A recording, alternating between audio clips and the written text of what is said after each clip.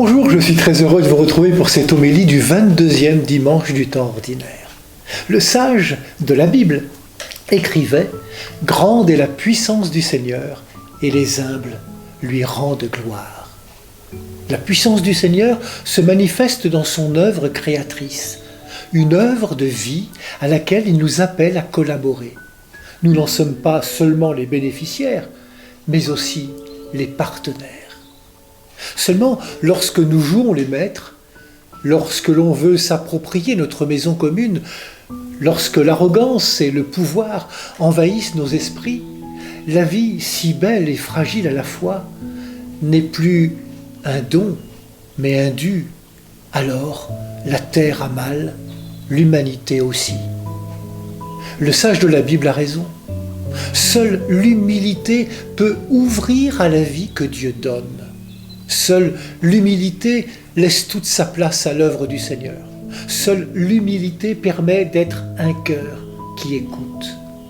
L'humilité comme une porte ouverte à l'Esprit du Seigneur qui peut accomplir en nous son projet d'amour. Il y a toujours de la place pour Dieu dans un cœur humble. Il y a toujours une place pour l'autre dans un cœur humble. L'humble ne triche pas, il est sans phare, ne cherche pas son intérêt, ne se réfugie pas derrière les fausses richesses qui ne sont qu'un vernis qui flatte notre orgueil. Alors, contemplons Jésus-Christ lui-même. C'est humblement qu'il est entré dans notre histoire commune. Contemplons Marie, celle par qui Jésus s'est fait homme. Réentendons les mots du Magnificat, sa prière. Mon âme exalte le Seigneur et mon esprit s'est rempli d'allégresse à cause de Dieu mon Sauveur, parce qu'il a porté son regard sur son humble servante.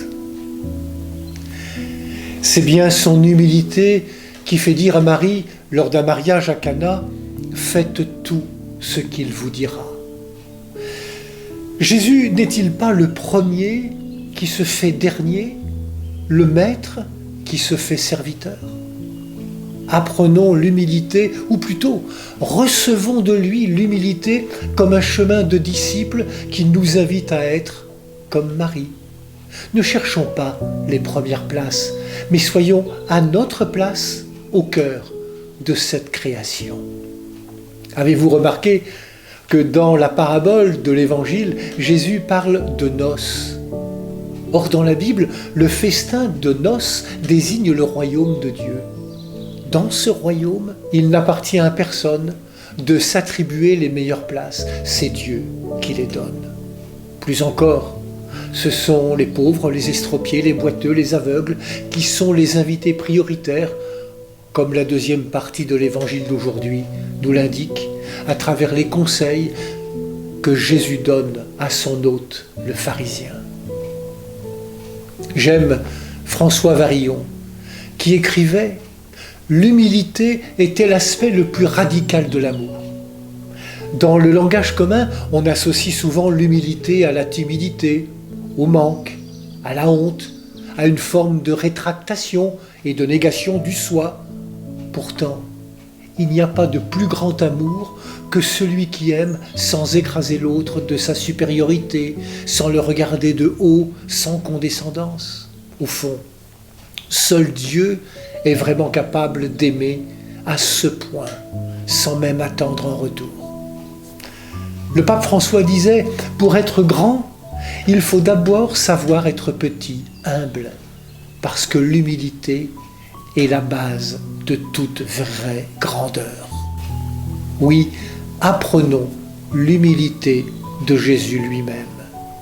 Ayons, comme l'apôtre Paul nous y invite dans sa lettre aux Philippiens, ayons entre nous les mêmes sentiments qui sont dans le Christ Jésus.